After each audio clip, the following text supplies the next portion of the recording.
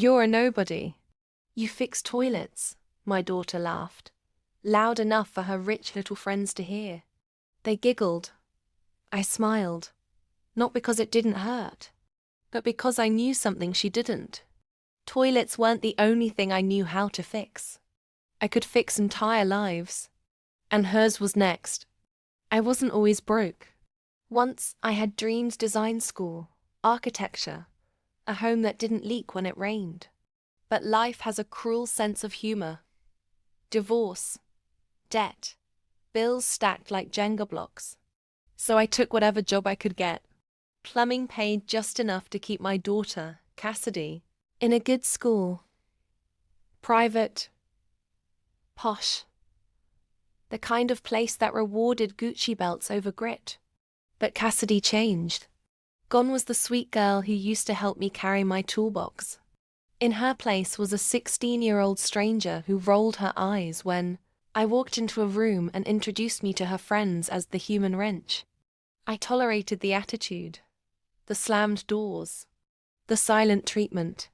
But that day, when she humiliated me at her school's spring gala, standing on stage as she told the crowd, "My mom's a toilet cleaner.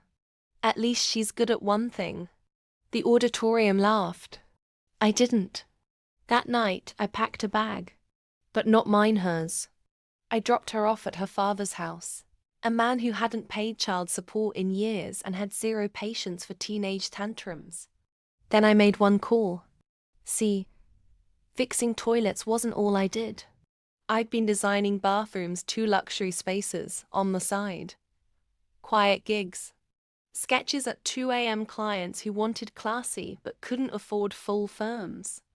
One of those clients, Tessa Moreno, CEO of Clean Edge Designs, the country's top interior architecture firm.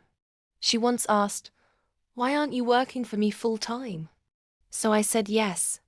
Within 6 months, I went from leaky pipes to leading projects for 5-star hotels. And Cassidy? She came crawling back, literally. Her dad kicked her out for calling his girlfriend a Botox witch. She arrived at my new penthouse, stunned to find me living in a place with marble floors and a rooftop jacuzzi. "Is this your boss's house?" "No, honey. This is mine." I let her in. I gave her food. But I also gave her rules. She had to work at my company's internship program, cleaning toilets in the very buildings I designed. She cried. She complained. But she did it. Because revenge isn't always about rage. Sometimes it's about letting someone live inside the consequences of their own arrogance. Moral? Don't mock the hands that fix your life. One day, they just might build a world without you in it. If you love cold revenge with plot twists, poetic justice, and comebacks that hit like a freight train, subscribe to Cold Revenge right now. We don't just tell stories. We serve karma, piping hot.